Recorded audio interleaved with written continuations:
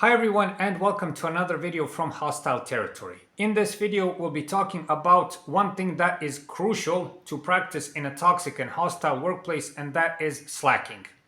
Now this may seem funny to you, but trust me, slacking is nothing short of a art and a discipline that you must learn how to practice properly if you want to save yourself in a toxic workplace. So I hope this video helps. Stay tuned.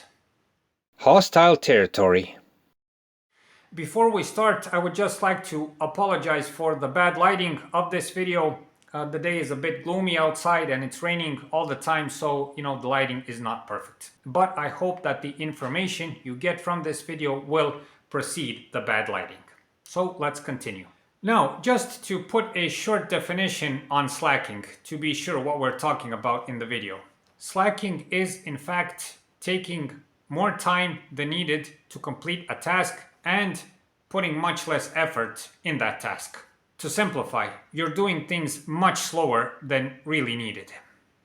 Now, why is it important for you to master slacking? There are two main factors that you should consider. The first one is your time, your saved time due to slacking, and you'll save yourself from being a workhorse for other people.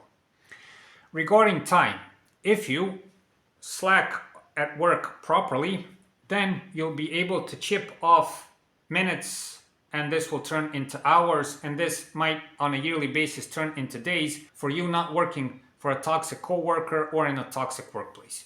It's a game of figures. It all adds up over the years and over the months, and simply you get into this place where you get the same paycheck, you do less work, okay, and you spend a lot less time with those toxic people, which is a big gain. The other thing is you'll prevent from being other people's workhorse.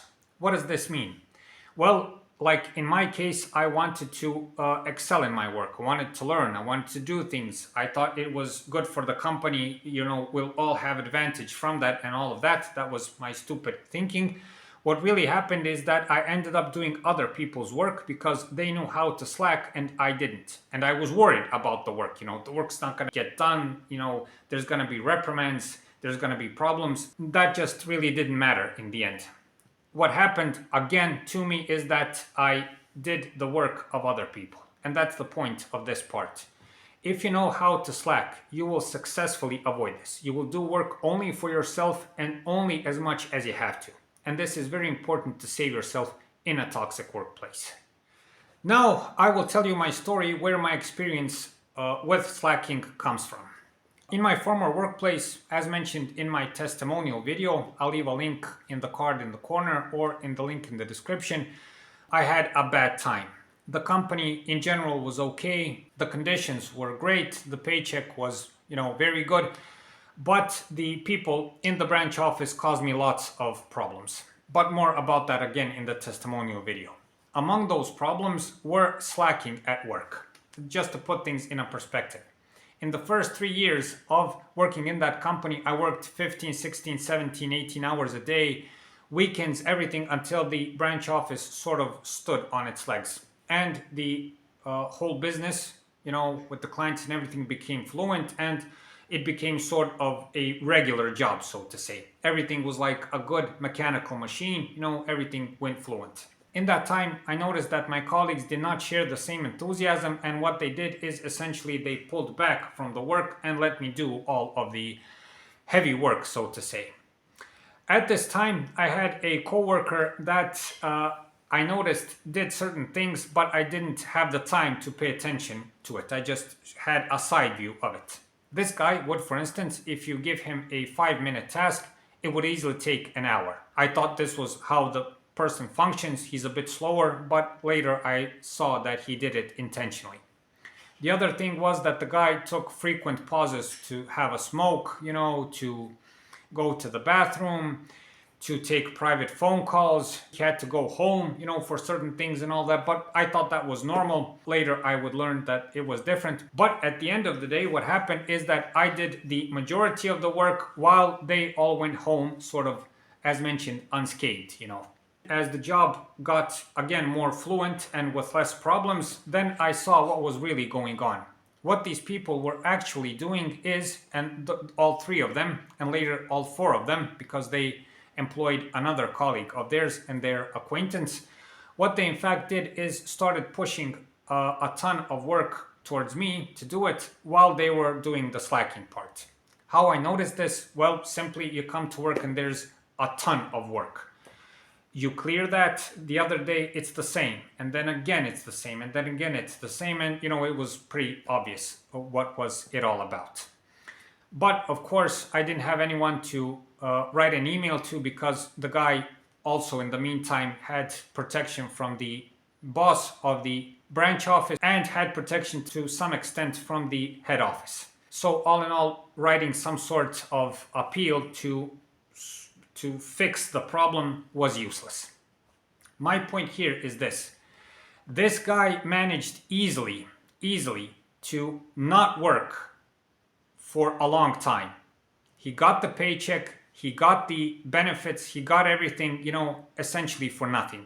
That is the power of slackery, and have this in mind, as mentioned previously. And you know what the even worse thing is that guy used office politics and sort of ensured himself a working place while slacking, which is mastery, in my opinion, okay? It is the mastery of office politics, manipulation, and everything else. Now, if you've listened carefully to this story, you'll get the point of how slacking is done. But nevertheless, we'll mention a couple of tips. So, number one, and this is sort of a recap. Number one, never give 100% of your effort into working in a company. If you do, you'll set the bar high immediately once you start working, and this can cause various problems, which would be the jealousy of other co-workers.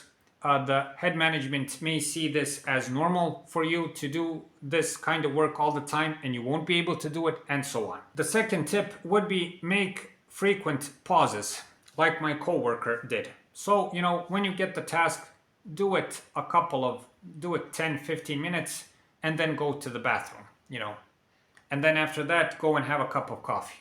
And then after that, wait for breakfast. I hope you get the idea.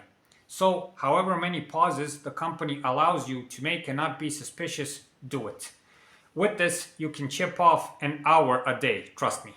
The next tip, and this is closely related to the first tip, is to, and this is very important, stretch the time for every task. Do not do it immediately. If it takes 5 minutes, do it in 10. Next time, do it in 15. Next time, do it in 20, and try to stretch that time as much as possible. To illustrate, if for a task that takes 5 minutes, you do it in 15, that is 10 more minutes of free time. 5 tasks like that, that's 50 minutes of free time, and that's almost an hour. That is the power of slacking.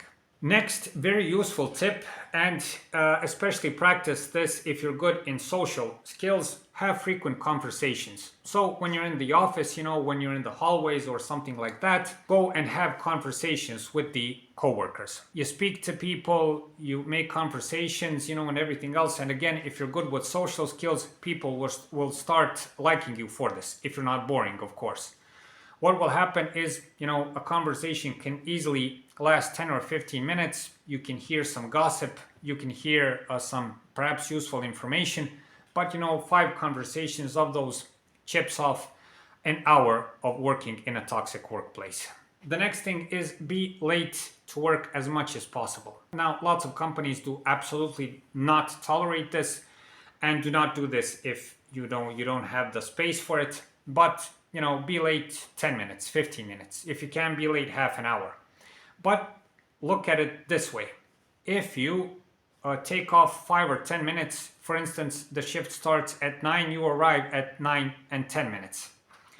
10 minutes times 25 working days is 250 minutes that you were not at work. So that's very powerful. If you extend that to 15 minutes, it's even more.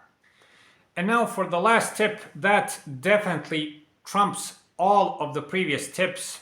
It is the strongest tip of them all, trust me. And that is to have a good relationship with the head management in your company.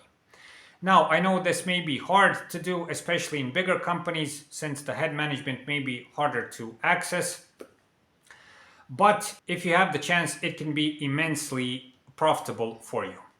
I'll tell you another story how this guy did it. What this guy did is, search for windows of opportunity to talk to the head management. We had a head manager, which was the boss of our boss, and he called the branch office on a regular basis to see what's happening, what's going on, is there any trouble, and so on.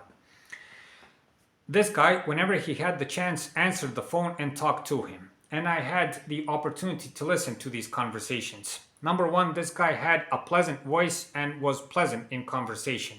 Number two, he had this way of putting things in such a way that he does lots of work, that there's a lot of stress, that there's lots of problems and everything else. It was not an annoying way, but it was a way for telling the head manager that, he was doing lots of work. And this was amazing to listen. What he essentially did is manipulate the boss in thinking that he did most of the work, when in fact he didn't. The point is that this guy, over time, with doing that, it has a cumulative effect. He managed to get a force field around him and essentially slack the hell out of work. I'll tell you an example. The slacking was so bad that at the last 4, 5, or 6 years, if there were 10 tasks to do during the whole day, he would do 1 or 2 at most, And if there was any control within the company and any inspection, he would get laid off in an instance, because that's lots of work that you're not doing on your part. For the end of this video, I would just like to tell you a somewhat funny story about how I tried to slack in the workplace and failed miserably. Now, I just wanted to say that I don't like to slack at work. I saw that again as sabotage against the company. But trust me, I was so desperate in the last 2 or 3 years that I was trying anything to make my life easier over there. In the last 2 or 3 years, essentially the boss of the branch office, his mistress, and the guy, the co-worker I mentioned, essentially took over the branch office. It was theirs. The company let them do that for some reason, unknown to me. And what they essentially did is made shifts and timetables and everything else according to them, And essentially what they did is we worked in teams. The boss's mistress and the co-worker worked in one team, and I worked with the boss. And when I had to work my shift, there was a ton of work. When they had to do their shift, they didn't do the work they had to do. What they did is they slacked because I saw the output of the work. And this lasted for like months and months and months. And then I tried to do the same thing. What I essentially did is make a copy-paste of the system that my coworker used, which I described in this video. I started doing exactly the same things, and it had a result. I worked less, but of course the output was less. And in a matter of a month or two, the boss saw that when he wasn't in an alcoholized state. He saw that and he started getting mad. He saw what was happening. And for some reason, after those 2 months, I was working a shift with the mistress of the boss. They changed shifts, and at one moment, with no apparent reason, the lady, stands up and gives me a speech.